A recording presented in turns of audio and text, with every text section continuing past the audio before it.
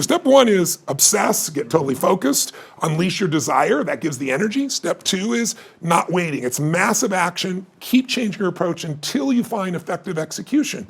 If you're running east looking for a sunset, I don't care how positive you are, you're not gonna see the sunset. It's the wrong strategy, right? It's just not gonna happen. So you gotta have a proven strategy, and you can get there faster, same way I've done it with these books, is saying, I could go this, or I could spend 4 years, interview 50 of the smartest people in the world, all billionaires that started with nothing, and find out what they did, and compress decades into days. That's really the purpose of everything that I do. So when you have that plan and you keep changing your approach, I always tell people, how long would you give your average kid to learn how to walk?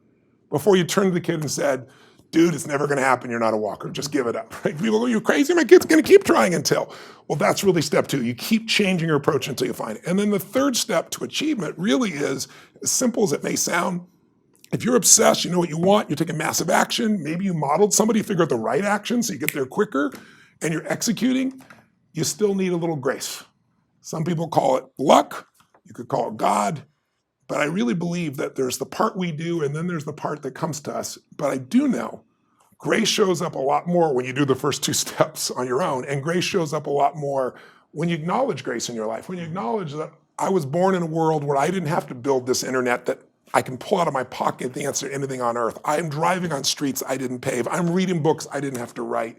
That's the gift of our lives. And I think when we experience that grace, we don't just experience more achievement, but we start to experience more fulfillment. And grace not only affects your ability to get there, but it affects what you do and how you live once you are there. It really determines the quality of your life, because unless you live in a state of gratitude, I did an interview with Sir John Templeton, who, as you know, is one of the first billionaire investors and just a brilliant man. He came from nothing, and he donated, I think it was 750, they still do it, the Templeton Fund, I think it's $750 million a year. It's bigger than the Nobel Fund that he donates.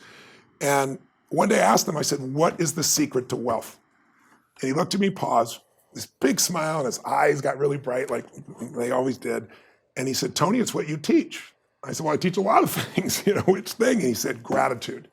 He said, because you and I, Tony, know billionaires that are miserable, and it's because they're not grateful for what they have. And we both know people have no money, seemingly, but they're so grateful for their health, for their husband, for their wife, for their children. They're so grateful to God. They're so grateful for their life that they're rich.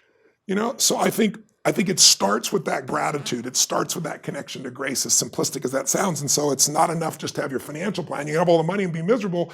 Let's have the money and be really rich emotionally, psychologically, and spiritually.